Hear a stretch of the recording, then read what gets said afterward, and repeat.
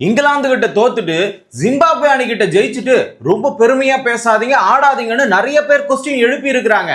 Actually இதே அணி தான் அயர்லாந்து கிட்ட தோத்துட்டு மொத்த ஹோப்பையும் இழந்திருந்தாங்க. அதே மாதிரி ஜிம்பாப்வே அணி மட்டும் சாதாரணமான அணி கூட கிடையாது. T20 வேர்ல்டு கப்ல ஆஸ்திரேலியாவை தோக்கடிச்சு வெளியில அனுப்பினவங்க. இந்த கங்காரு குட்டிங்க எல்லாம் ஒருவேளை ஜெயிச்சிருந்தா ஒரே ஒரு பர்சன்டேஜ் ஹோப் இருந்தா கண்டிப்பா கப்பையே அடிச்சுட்டு போயிருப்பாங்க. அப்பேற்பட்ட அணியையே அசால்ட்டா வெளியே அனுப்புனாங்க. அதுவும் இல்லாம வைபவ் சூரியவன்ஷி மாதிரியான ஆளுக்கு இந்த மேட்ச்ல அதிரடியா ஆடி ஒரு ஹோப் கிடைச்சிருக்கும், மோட்டிவ் கிடைச்சிருக்கும். ஷ்ரேயஸ் ஐயருக்கும் கேப்டன்சில ஒரு நம்பிக்கை கிடைச்சிருக்கும். ஜிம்பாப்வேக்கு எதிரான வெற்றியை சாதாரணமான வெற்றியெல்லாம் நினைக்க கூடாது. அடுத்த வெற்றிக்கான ஆயுதமா பார்க்கணும். ஒருத்தன் பிசினஸ்ல கோடி கணக்குல இன்வெஸ்ட் பண்ணி கோடி கணக்குல ப்ராஃபிட் பார்த்தவன் ஒரே அடியா ஒரு நாள்ல கோடி கணக்குல இழந்தவனா இருந்தாலும் அகைன் அந்த பிசினஸ் ஸ்டார்ட் பண்ணும்போது 100 ரூபாய் கிடைச்சா அதை ப்ராஃபிட் இல்லாமையா பார்ப்பான். அதே மாதிரி தான் இந்த வெற்றியும். செகண்ட் T20 போட்டியும் ஹராரே கிரவுண்ட்ல தான் நடந்துச்சு. இந்த போட்டியில டாஸ் வின் பண்ணது ஜிம்பாப்வே கேப்டன் சிக்கந்தர் ராசா. அவர் டாஸ் வின் பண்ணி குளிர்காலம்ன்றதுனால கண்டிப்பா பிட்ச் ஈரப்பதமா இருக்கும். அது போலிங்க்கு சாதகமா இருக்குன்றதுனால ஃபீல்டிங்கை சூஸ் பண்ணிட்டாரு. நெக்ஸ்ட் ஷ்ரேயஸ் ஐயர், ஒருவேளை டாஸ் எனக்கு சாதகமா விழுந்திருந்தா நான் பேட்டிங் தான் எடுத்திருப்பேன். இதுக்கான காரணம் என்னன்னா முதல் மேட்சை விட ரெண்டாவது மேட்ச்ல பிட்ச் பேட்டிங்க்கு சாதகமா இருக்குது. அதுவும் இல்லாம போன மேட்ச்ல அசோக் சர்மா வாரி வாரி ரன்னை கொடுத்தாரு. அதனால அவரை உட்கார வச்சுட்டு இந்த இடத்துல சர்வதேச போட்டியில ஃபர்ஸ்ட் அறிமுகப்படுத்துறாரு. வேற யாரும் இல்ல, யஷ் தாக்கூர். போன மேட்ச்ல ஒரு ரன் மட்டும் அடிச்சுட்டு அவுட் ஆயிட்டு போன அபிஷேக் சர்மா இந்த மேட்ச்ல ரன் அடிக்கணும்னு மிகப்பெரிய தாகத்தோட இருப்பாரு. அதே மாதிரி பிட்ச் ஈரப்பதமா இருக்குதுன்னு சொன்னார்ல சிக்கந்தர் ராசா, அதனால அவரே ஃபர்ஸ்ட் ஓவரை போட வந்துட்டாரு. கிடைச்ச சான்ஸை விடக்கூடாதுன்னு அபிஷேக் சர்மா ஃபர்ஸ்ட் ஓவர்ல கண்டினியூஸா 2 4 அடிக்கிறாரு. வைபவ் சூரியவன்ஷி போன மேட்ச்ல 18 பாலுக்கு 50 அடிச்சாரு. இந்த மேட்ச்ல அதை கண்டினியூ பண்ணுவாருன்னு பார்த்தா ஃபர்ஸ்ட் 2 ஓவர்ல 2 சிங்கிள் மட்டும் அடிச்சு ஸ்ட்ரைக்கை தூக்கி அபிஷேக் சர்மா கிட்ட கொடுத்தாரு. அண்ணா நீங்க மட்டும் அடிங்க, நான் சின்ன பையன் அடுத்ததா அடிச்சுக்கிறேன்னு சொல்லிட்டு தலைவன் ஸ்ட்ரைக்கை கொடுத்த உடனே செகண்ட் ஓவர் முசரபானி தான் போடுறாரு. 3 பால் கண்டினியூஸா பவுன்ஸை போட்டு திணற விட்டு அபிஷேக் சர்மாவை பவுன்ஸ் போட்டு காலி பண்ணாரு. அதாவது 8 ரன் மட்டும் தான் அடிச்சிருந்தாரு. சூரியவன்ஷி தேர்ட் ஓவர்லயே பத்ரகாளி ஆட்டமும் ஆடி முடிச்சாரு. 10ஆவதுக்கு மலையேறியும் போயிட்டாரு. ரிச்சர்டு ஒவ்வொரு பாலையும் வாட்டமா போட்டாரு. பவுன்ஸ் போடுற மாதிரி தான் இருந்துச்சு. ஆனா புல்ல பயங்கரமா ஆடினாரு, ஹூக்ல பயங்கரமா ஆடினாரு. 3 4 ஒரு 6 கிடைச்சது, 19 ரன் கிடைச்சது. ஆனா அதே ஓவர்ல லாஸ்ட் பால்ல அதே பவுன்ஸ்ல காலி. ஆக மொத்தம் எந்த பால் அவருக்கு பிளஸ்ஸா இருக்குதோ அதே பால்ல வீக்காவும் இருக்கிறாரு. ஐபிஎல்ல கிட்டத்தட்ட 3 முறை மட்டும் தான் பவுன்ஸ்லயும் சரி, அதாவது புல் அடிக்கும் போதும் ஹூக் அடிக்கும் போதும் அவுட் ஆகி இருக்கிறாரு. ஆனா இந்த இன்டர்நேஷனல்ல கிட்டத்தட்ட 4 முறை புல் அடிக்கும் போது மட்டுமே அவுட் ஆகி இருக்கிறாரு. எது அவருக்கு பிளஸ்ஸா இருந்ததோ அதுவே அகைன்ஸ்டா மாறி நிக்குது. அந்த பாலை மட்டும் பிராக்டிஸ் பண்ணிட்டாருன்னா கண்டிப்பா அவர் தான் பெரிய பேட்ஸ்மேனாவே வளர்ந்து வருவாரு. இந்த மேட்ச்ல 20 ரன்ல காலி. மொத்தமா 3 ஓவருக்கு 29 ரன் அடிச்சுட்டு 2 விக்கெட் போயிடுச்சு. அடுத்த 3 ஓவர் இஷான் கிஷன், ஷ்ரேயஸ் ஐயர் 2 பேருமே பொறுமையா ஆடி ரன்களை நகர்த்திக்கிட்டு ஓவருக்கு ஒரு பவுண்டரி மட்டும் அடிச்சு 24 ரன் அடிச்சு மொத்தமா பவர் பிளே முடியும் பொழுது 52 ரன்னுக்கு 2 விக்கெட் காலி. இந்த இடத்துல ஒரு பார்ட்னர்ஷிப்பை பில்ட் பண்ணியே ஆகணும். ஷ்ரேயஸ் ஐயரும் இஷான் கிஷனும் புரிஞ்சுக்கிட்டாங்க.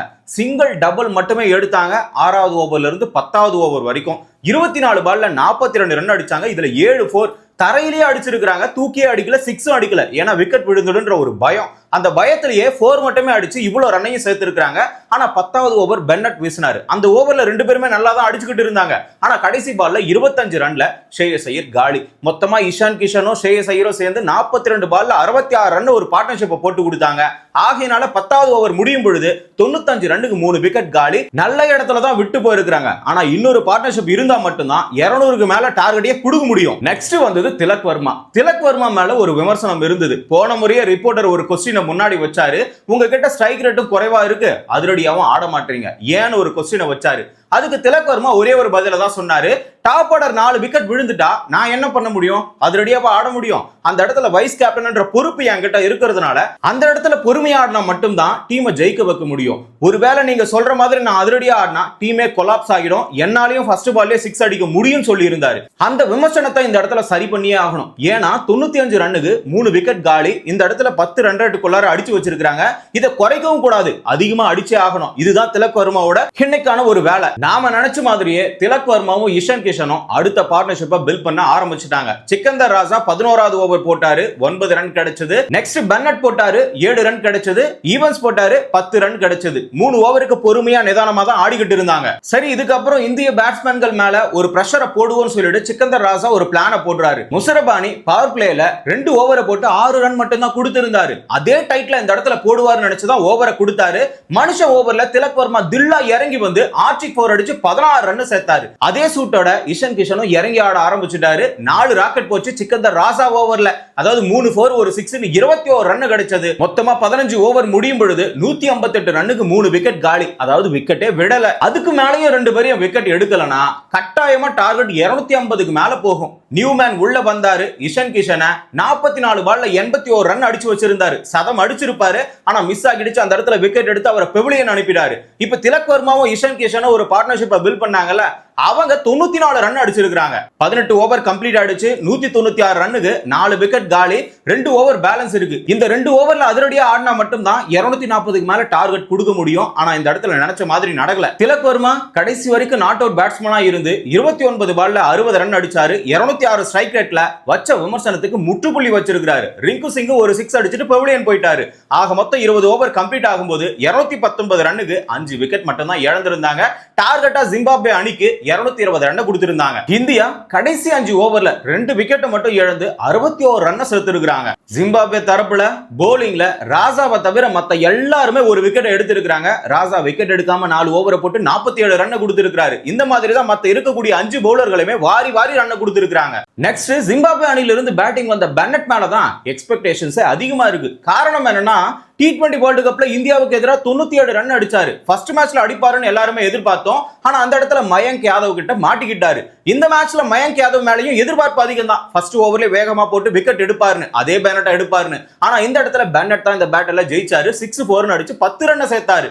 எஸ் தாக்கூர் வந்தாரு. இன்டர்நேஷனல்ல ஃபர்ஸ்ட் ஒரு ஓவரை போடுறாரு. பதட்டமே இல்லாம 6 ரன் மட்டும் தான் கொடுத்தாரு. இந்த 2 பேரும் ஸ்பெல்ல கண்டினியூ பண்றாங்க. அகைன் பென்னட் மயங்க் யாதவ் ஓவர்ல 6 அடிக்கிறாரு. நெக்ஸ்ட் என்ன பண்றாருன்னா, எஸ் தாக்கூர் வந்த உடனே 6-4 அடிச்சு துவம்சம் பண்றாரு. ஆனா அதே ஓவர்ல 19 பால்ல 32 ரன் அடிச்சுட்டு பெவிலியன் போயிட்டாரு. 4 ஓவர் கம்ப்ளீட் ஆகுது. 34 ரன்னுக்கு ஒரு விக்கெட் இழக்கிறாங்க ஜிம்பாப்வே அணி. இங்க பார்ட்னர்ஷிப் ஒன்னு தேவை. பென்னட் கூட ஆடின இன்னொரு ஓபனர் பென் கரனை 5வது ஓவர்ல பிரின்ஸ் யாதவ் வந்த உடனே ஃபர்ஸ்ட் பால்லயே தூக்கிட்டாரு. நெக்ஸ்ட் 6th ஓவர் பவர் பிளேவோட கடைசி ஓவர் ரவி பிஷ்ணோய் தான் போடுறாரு. அந்த ஓவர்ல டியான் மியர்ஸ் 12 ரன்ல காலி. ஆக மொத்தம் 6 ஓவர்ல ஃபர்ஸ்ட் 3 ஓவருக்கு விக்கெட்டே கிடைக்கல. அடுத்த 3 ஓவர்ல எஸ் தாக்கூர், பிரின்ஸ் யாதவ், ரவி பிஷ்ணோய் 3 பேரும் கண்டினியூஸா 3 விக்கெட் எடுத்து 49 ரன் மட்டும் தான் கொடுத்திருந்தாங்க. இது கொஞ்சம் அதிகபட்சமான ரன் தான். ஆனா இருக்கிற பேட்ஸ்மேன் எல்லாருமே அதிரடியா ஆடினா மட்டும் தான் 220 என்ற டார்கெட் கொஞ்சமாவது நெருங்க முடியும். 7வது ஓவர்ல இருந்து 10வது ஓவர் வரைக்கும் 24 பால்ல 20 ரன் மட்டும் தான் கிடைச்சது. அதாவது இந்த இடத்துல ஸ்கோர் அதிகமா இருக்கிறதுனால அடிச்சே ஆகணுன்ற சூழ்நிலையில கிடைக்கிற ஓவர் எல்லாம் சுத்தி 2 விக்கெட்டை விட்டாங்க. இங்க ரவி பிஷ்ணோய் ஓவர்ல யாருமே அடிக்க ட்ரை பண்ணல. கிட்டத்தட்ட 7 ரன் மட்டும் தான் சேர்த்தாங்க. மத்தபடி அடிக்கக்கூடிய ஒரு ஓவர்னா சிவம் துபே ஓவரை அடிக்கலாம். அதுக்கப்புறமா பிரின்ஸ் யாதவ் ஓவர்ல சிக்கந்தர் ராசா அடிக்க ட்ரை பண்ணி அவரும் பெவிலியன் போயிட்டாரு. அதே மாதிரி மாதவரே சிவம் துபே ஓவர்ல அவுட் ஆயிட்டு போயிட்டாரு. மொத்தமா 10 ஓவர் முடியும் பொழுது 69 ரன்னுக்கு 5 விக்கெட் காலி. இப்ப பிரச்சனை என்னன்னா, ஜிம்பாப்வே அணி ஜெயிக்கணும்ன்றதெல்லாம் கிடையாது. இந்தியா எவ்வளவு சீக்கிரமா இந்த 5 விக்கெட்டை எடுப்பாங்கன்றது மட்டும்தான். 11th ஓவர்ல இருந்து என்னென்னமோ ட்ரை பண்ணி பாக்குறாங்க. அதாவது விக்கெட் வேணும்ல, 5 விக்கெட் எடுத்தே ஆகணும். வழக்கமா போடுறவங்க போட்டா விக்கெட் கிடைக்கவே இல்ல. 11th ஓவர்ல எஸ் தாக்கூர் தான் போட்டாரு. விக்கெட்டே கிடைக்கல. திலக் வர்மா அடுத்த ஓவருக்கு வந்தாரு. 20 ரன்ல ரியான் பர்ல காலி பண்ணாரு. நெக்ஸ்ட் ரவி பிஷ்ணோய் வந்தாரு. அவர் ஓவர்ல விக்கெட்டே கிடைக்கல.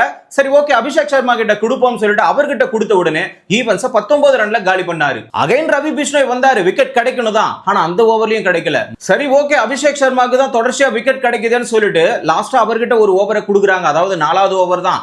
5வது பால்ல கடைசி விக்கெட்டையும் தூக்கி இந்த இடத்துல 90 ரன்கள் வித்தியாசத்துல இந்திய அணி ஜெயிக்க வைக்கிறாங்க. 17.5வது பால்ல தான் லாஸ்ட் விக்கெட்டை எடுத்து 129 ரன்னுக்கு ஆல் அவுட் பண்ணி ஜிம்பாப்வே அணிய இந்தியா 90 ரன்கள் வித்தியாசத்துல ஜெயிச்சிருக்காங்க.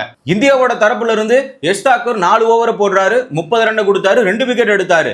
இன்னொரு பக்கமா ரவி பிஷ்ணோய் 4 ஓவரை போட்டு 20 ரன் கொடுத்து 1 விக்கெட் எடுக்கிறாரு. இதுல ஸ்பெஷலிஸ்டே யார் தெரியுமா? அபிஷேக் சர்மா தான். 2.5 ஓவரை போட்டு 17 ரன் கொடுத்து 3 விக்கெட் எடுக்கிறாரு. இந்த போட்டியில நிறைய பேருக்கு கான்பிடன்ஸ் வந்திருக்கும். பக்காவா ஸ்ரேயஸ் ஐயருக்கு வந்திருக்கும். கேப்டன்சி மேல நம்பிக்கை வந்திருக்கும். அதுவும் இல்லாம சூரியவன்ஷி மாதிரியான ஒரு பேட்ஸ்மேன் எல்லாம் சின்ன அணிகிட்ட ஆடி இன்டர்நேஷனல்ல ஒரு பதிவு பண்ணா மட்டும்தான் அடுத்தடுத்து ஆடும்போது நம்மளாலையும் அடிக்க முடியுன்ற ஒரு கான்பிடன்ட் வரும். அதே மாதிரி நியூ பவுலர்ஸ், நியூ பேட்ஸ்மேன் உள்ள இறங்கும் போது அவங்களுக்கு தேவையான கான்பிடன்ட் இந்த மாதிரியான அணிகள் இருந்து தான் கிடைக்குமே. பெரிய பெரிய பேட்ஸ்மேன்கள் விராட் கோலி, ரோஹித் சர்மால இருந்து ஆரம்பத்துல எங்க தெரியுமா ஆரம்பிப்பாங்க? ஜிம்பாப்வே மாதிரியான அணிகள் இருந்து தான் ஆரம்பிப்பாங்க. அங்க இருந்து தான் பெரிய பெரிய ரெக்கார்ட் ரெக்கார்டை உடைச்சுக்கிட்டு வந்தாங்க. அதே மாதிரி தான் இந்த இடத்துலயும் ஷ்ரேயஸ் ஐயர் தலைமையிலான அணி இன்னைக்கு ஜிம்பாப்வே கிட்ட தான் வெற்றியை தொடங்கி இருக்கிறாங்க. அது வேர்ல்டு கப் ஜெயிக்கிறதுக்கான ஒரு சான்ஸா கூட இருக்கலாம். அந்த மாதிரியான ஒரு வழியை இந்த ஜிம்பாப்வே அணி ஏற்படுத்தி கொடுத்திருக்கலாம். சோ தேர்ட் T20 போட்டி இந்தியா ஈஸியா ஜெயிக்குமா ஜெயிக்காதான்னு மட்டும் கமெண்ட்ல சொல்லுங்க. தொடர்ச்சியா கிரிக்கெட் நிகழ்வுகளை பற்றி தெரிஞ்சுக்கணும்னா தமிழரசன் பார்வையாளர் சேனலை சப்ஸ்கிரைப் பண்ணிக்கோங்க.